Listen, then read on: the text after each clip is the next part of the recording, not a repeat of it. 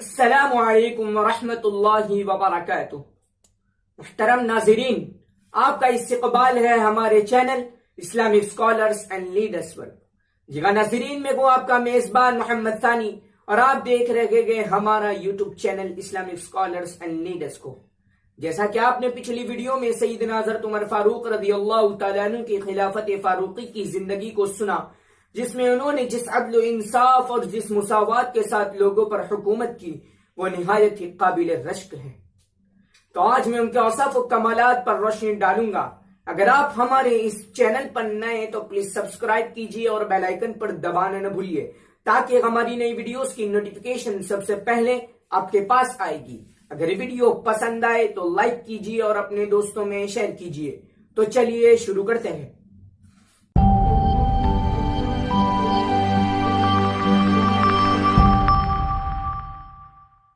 بسم اللہ الرحمن الرحیم۔ محترم ناظرین، جیسا کہ آپ نے پچھلی ویڈیو میں سیدنا حضرت عمر فاروق رضی اللہ تعالیٰ عنہ کی خلافت فاروقی کی زندگی کو سنا، تو آج میں ان کے اوصاف و کمالات پر روشنی ڈالوں گا۔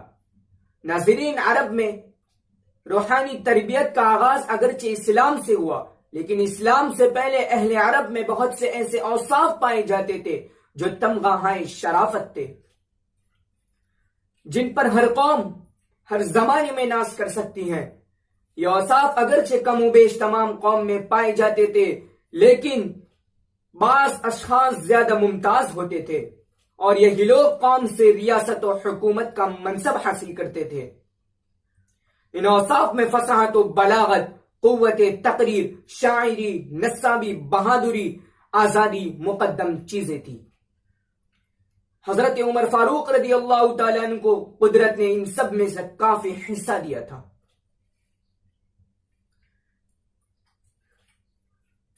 ناظرین، آپ صلی اللہ علیہ وسلم کی بعثت مکارم اخلاق کی تعلیم کے لیے ہوئی تھی۔ خود لسان نبوت صلی اللہ علیہ وسلم نے بعثت کا مقصد بیان کرتے ہوئے فرمایا، انما بعثت لاتمم مکارم الاخلاق، میرے بعثت مکارم اخلاق کی تکمیل کے لیے ہوئی تھی۔ آپ صلی اللہ علیہ وسلم کی معجزانہ تعلیم و تربیت سے شمع نبوت کا ہر پروانہ مکارم اخلاق کا مجسم نمونہ تھا۔ فاروق اعظم رضی اللہ تعالیٰ عنہ کی شان اس باب میں نرالی تھی۔ علم الانساب یعنی قبائل کے نام و نسب یاد رکھنا حضرت عمر رضی اللہ تعالیٰ عنہ کا خانہ جات علم تھا، یعنی کئی پشتوں سے چلا آتا تھا۔ خود ان کے والد خطاب بڑے نصاب تھے۔ یہ فن انہوں نے قبول اسلام سے پہلے ہی سیکھ لیا تھا۔ اسی طریقے سے تقریر کا ملکہ خدا داد تھا، اور عکاس کے مارکوں نے اس کو اور زیادہ جلا دی تھی۔ یہی قابلیت تھی جس کی وجہ سے قریش نے انہیں سفارت کا منصب دیا تھا، اور یہ ان لوگوں کے لیے مخصوص تھا جو جتنا زبان آور ہوتے تھے، ان کے معمولی سے جملوں میں آٹیری کا اثر ہوتا تھا۔ یہ بات قابل لحاظ ہے کہ حضرت عمر فاروق رضی اللہ تعالیٰ عنہ سے پہلے جن لوگوں نے خطبے دیے وہ سب پند و عزت پر مشتمل ہوتے تھے۔ ملکی پرپیچ معاملات خطبے میں ادا نہیں ہو سکتے تھے، مگر حضرت عمر فاروق رضی اللہ تعالیٰ عنہ پہلے وہ شخص ہیں جنہوں نے پولیٹیکل خطبے دیے ہیں۔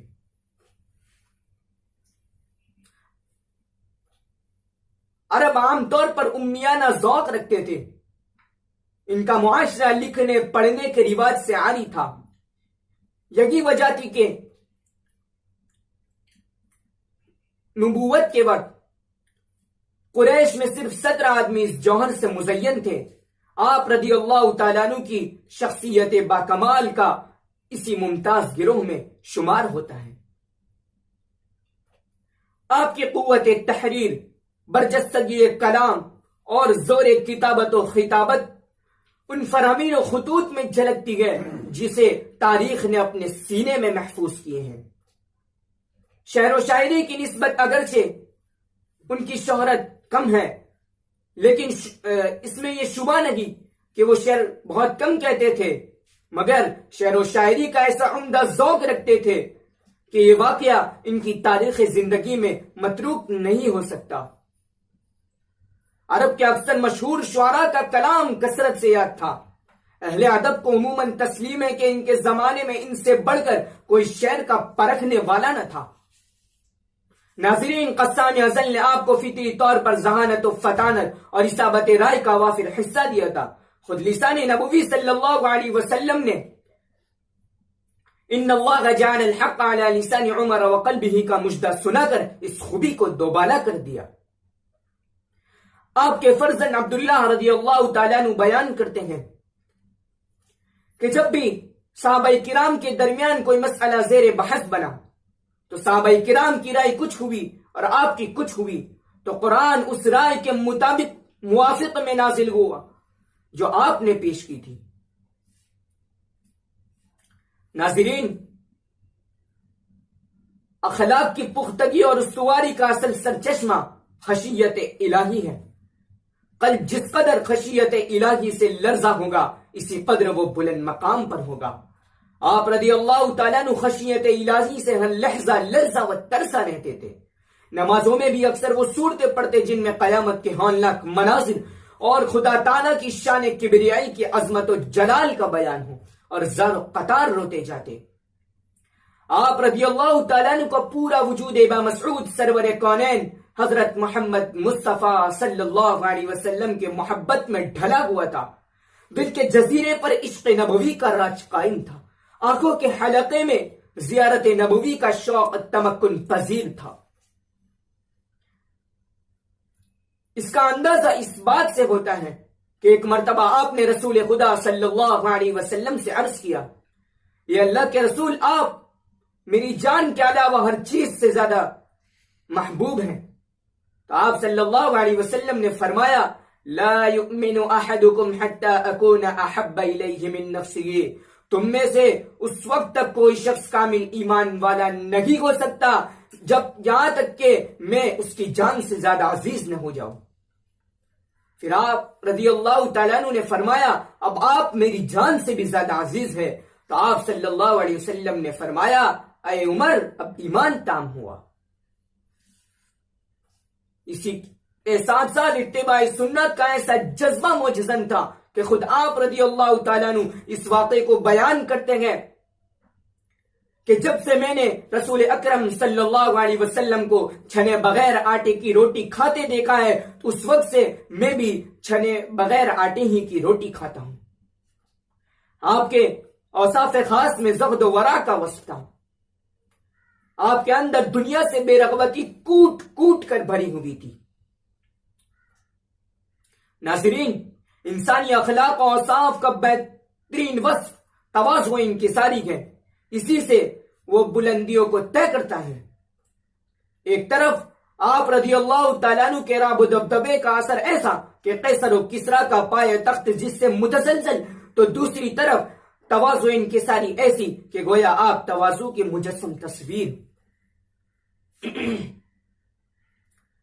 نصف دنیا کے عظیم حکمران ہونے کے باوجود آپ رضی اللہ تعالیٰ عنہ کا یہ حال تھا کہ ضعفاء و غرباء اور محتاجوں کی خدمت کیا کرتے تھے۔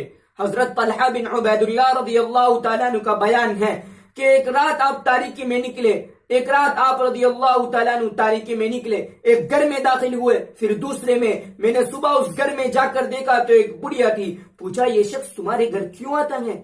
تو کہا، یہ ایک طویل عرصے سے میری خدمت کرتا ہے اور ضروری سامان مہیا کرتا ہے۔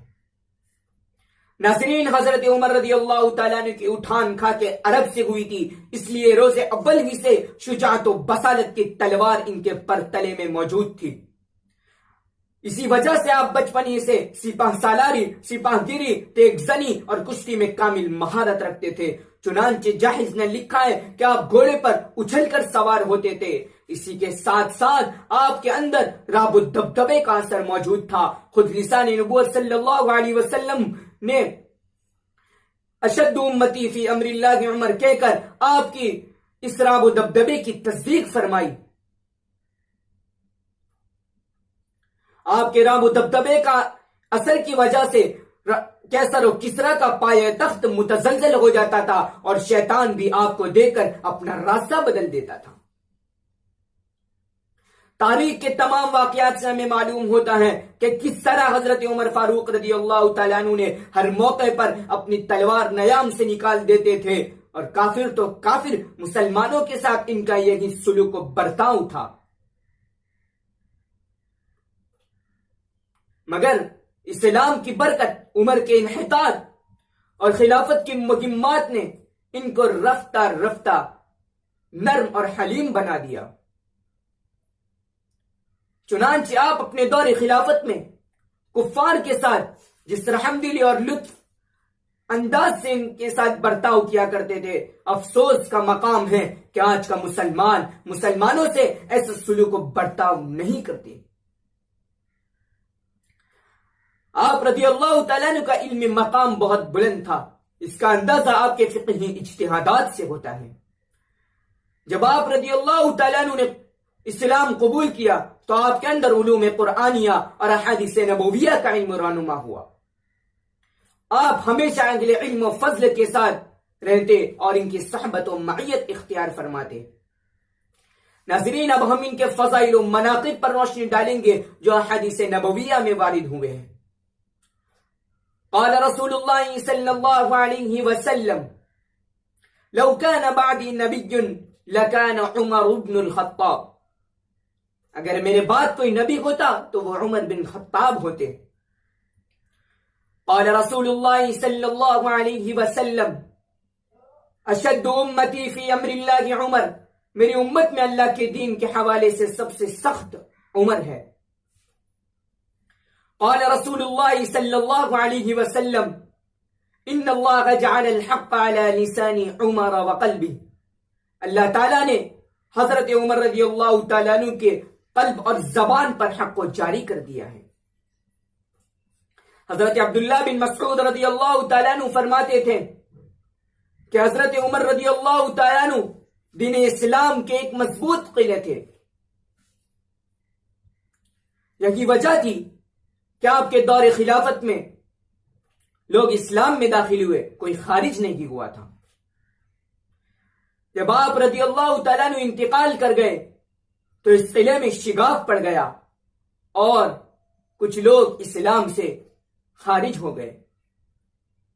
عشرہ مبشرہ میں شامل ہونے والے حضرت عمر، شیطان جسے دیکھ کر بھاگتا ہو وہ حضرت عمر، عدل و انصاف میں اپنا لوہا منانے والے حضرت عمر، نصف دنیا کے عظیم حکمراں ہونے والے حضرت عمر، سرور کونین حضرت محمد مصطفیٰ صلی اللہ علیہ وسلم نے جسے الفاروق کہہ کر پکارا وہ حضرت عمر، جس کی رائے کے موافق قرآن کی آیتیں نازل ہوئی ہو وہ حضرت عمر، قرآن کی تدوین کا کام انجام دینے والے حضرت عمر۔ ناظرین، اب ہم ان کے ازواج و اولاد کا تذکرہ کرتے ہیں۔ سب سے پہلے حضرت عمر رضی اللہ تعالیٰ عنہ نے حضرت عثمان بن مظعون رضی اللہ تعالیٰ عنہ کی بہن حضرت زینب بنت مظعون رضی اللہ تعالیٰ عنہ سے کیا۔ ان سے دو بیٹے حضرت عبداللہ اور حضرت عبد الرحمن اور ایک بیٹی حضرت ام المؤمنین حفصہ رضی اللہ تعالیٰ عنہ پیدا ہوئی۔ آپ کی دوسری زوجہ ملیکہ بنت جرول تھی، اسے آپ نے صلح حدیبیہ کے وقت طلاق دے دی چونکہ یہ کافر تھی اس لحاظ سے۔ اس کے بطن سے دو بیٹے عبید اللہ اور زید پیدا ہوئے۔ آپ کی تیسری زوجہ ام حکیم بنت حارث تھی، ان سے ایک بیٹی حضرت فاطمہ پیدا ہوئی۔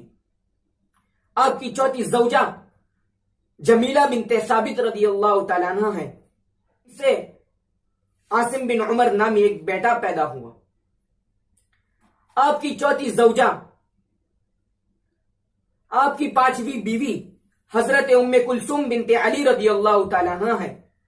آپ نے اخیر وقت میں چاہا تھا کہ کیوں نہ میں حضور اکرم صلی اللہ علیہ وسلم کی نسبت کے ساتھ جڑ جاؤں، تو اس لحاظ سے آپ نے حضرت علی ابن ابی طالب رضی اللہ تعالیٰ عنہ کی بیٹی کی طرف پیغام بھیجا کہ میں اس سے نکاح کرنا چاہتا ہوں۔ پھر آپ نے 40,000 درہم کے مہر کے عوض ان سے نکاح کیا۔